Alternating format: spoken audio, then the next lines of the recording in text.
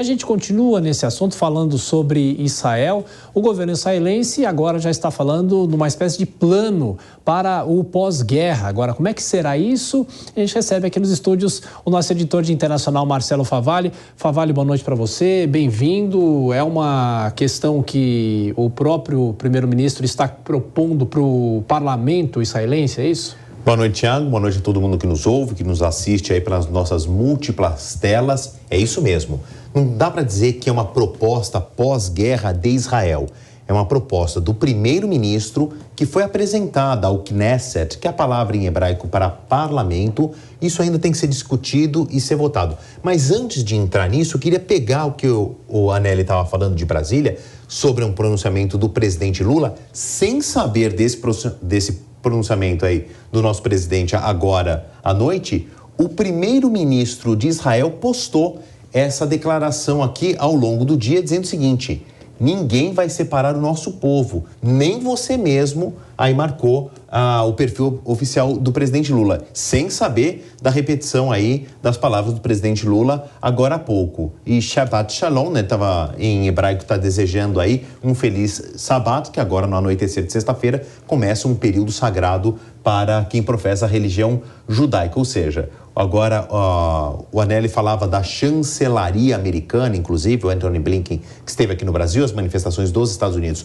por meio do Ministério de Relações Exteriores dos Estados Unidos, agora uma manifestação oficial do Ministério das Relações Exteriores de Israel, fazendo uma crítica ao presidente e dizendo aí que os laços entre Israel e Brasil serão mantidos independente de quem estiver no poder. Agora sim eu vou responder a pergunta do meu amigo aqui, Thiago Uberreich. Então eu coloquei aqui, proposta de Netanyahu para a faixa de Gaza num provável pós-guerra. Fazer um adendo importante, porque agora há pouco, já é madrugada de sexta para sábado na Europa, faz algumas horas desembarcou em Paris uma delegação de Israel para tratar de um suposto aí acordo de cessar-fogo com o Hamas na faixa de Gaza, ainda muito precoce, mas Netanyahu, o primeiro-ministro, o chefe de governo, já deu um passo à frente e apresentou então para o Knesset, para a Assembleia, para o Legislativo de Israel, o que é uma reconstrução, um pós-guerra. É muito complicado o documento, não é um documento público, Thiago, isso foi conseguido por alguns veículos de imprensa e depois corroborados por outros. O governo diz que é um documento autêntico. Eu resumi aqui em alguns itens para que a gente possa entender. Então, Netanyahu propõe, como é que vai ser o governo? Administração feita por palestinos sem ligação com grupos hostis. Ou seja, a Jihad Islâmica, obviamente o Hamas e outros grupos considerados terroristas ou grupos armados não participariam deste governo palestino. A questão é que este documento, ainda que parece um rascunho, parece uma proposta muito incipiente, não dá detalhes. Quem seriam esses palestinos no governo? Não há essas respostas, por enquanto, nessa proposta que parece ainda inicial do Benjamin Netanyahu. Segurança, isso aqui também parece que vai ser uma pedra no sapato aí nas discussões entre os dois lados. Controle de Israel indefinitivamente, não é num processo de transição por um tempo. Netanyahu propõe que haja um cerco de Israel e este controle de segurança continue ainda com o Estado judaico.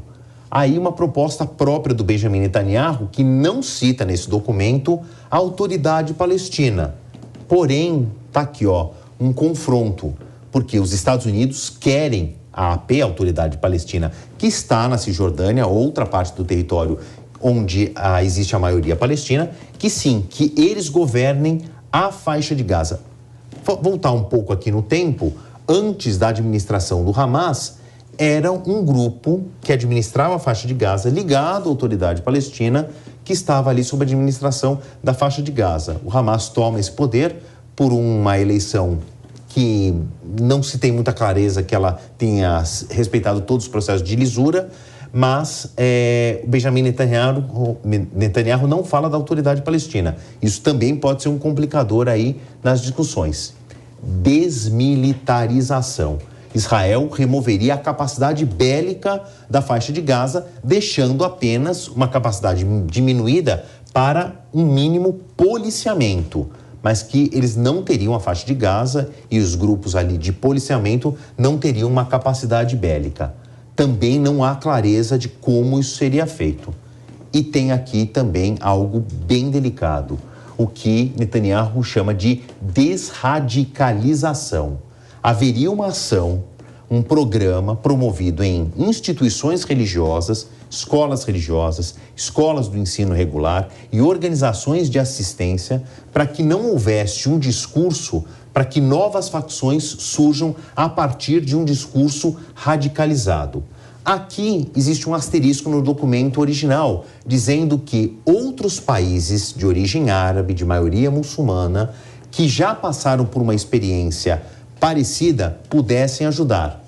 Outra lacuna, ele não fala que países seriam esses, quem poderia ajudar. Então, ainda parece um processo que tem alguns parágrafos com muitos pontos em branco. De novo, é uma proposta do Netanyahu, primeiro-ministro, chefe de governo, apresentado para os seus pares na Assembleia. Vai ser discutido, vai ser votado, mas também não tem muito prazo para entrar em vigor caso haja um final da guerra, caso haja um cessar-fogo, caso haja um acordo de paz. Que isso aí, por enquanto, não existe a menor perspectiva. Agora, Favale, pode parecer um assunto muito pequeno, mas e a reconstrução da faixa de Gaza? E aí? Pois é, isso deve custar milhões, né, bilhões. E quem bancaria, né? Uma espécie de um plano Marshall, talvez, e aí existem essas discussões. Seria feito por Israel e seus outros aliados, aí você põe na ponta da lista os Estados Unidos, mas também eu já conversei com outros estudiosos mais inclinados e mais próximos ao lado palestino, dizendo, nós, né, palestinos, árabes, né, me colocando aí,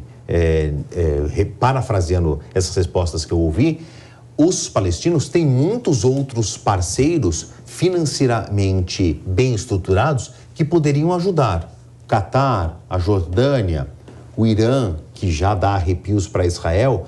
Por que outros países, não o Irã, também não poderiam ajudar do lado árabe? Também não existe essa resposta. Agora, o fato é que a faixa de Gaza terá de ser construída. E tem um dado muito importante. A parte litorânea da faixa de Gaza, porque a faixa de Gaza é virada ali para o final do mar Mediterrâneo, ela é muito rica em bolsões de gás. Poderia haver a autorização de Israel para a exploração de gás por Gaza e essa exportação traria um dinheiro próprio para a faixa de Gaza. Só que esses bolsões de gás estão sob controle marítimo de Israel.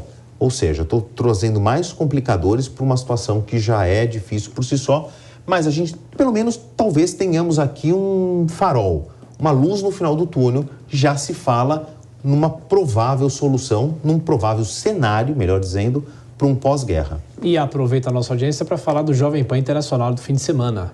Que a gente continua falando de guerra e vira a página. Vira a página. Porque neste sábado tem o Jovem Pan Internacional, 2 anos de guerra na Ucrânia, né, após a invasão da Rússia. E a gente vai além da notícia. O que deve ser a reconstrução da Ucrânia? Lembrando, né, que daqui 3 semanas, Vladimir Putin vai enfrentar as urnas e tenta o seu 5º mandato como presidente, que ele já foi até primeiro-ministro. Né? Então, existe uma situação, a gente discute aí, ouvimos especialistas, fizemos uma análise aqui com o comandante Robson Farinazzo do cenário de guerra, o que mudou nesses 2 anos e perspectivas. Outro conflito que marca a nossa geração, que também, por enquanto, não existe nenhum sinal de paz. E o Luca Bassani, que esteve na Ucrânia. Favale, bom trabalho para você. Uma reportagem especial, convido todo mundo a assistir. 2 apresentações, 15h30, 21 horas. Perfeito, valeu. Obrigado, gente. Bom final de semana.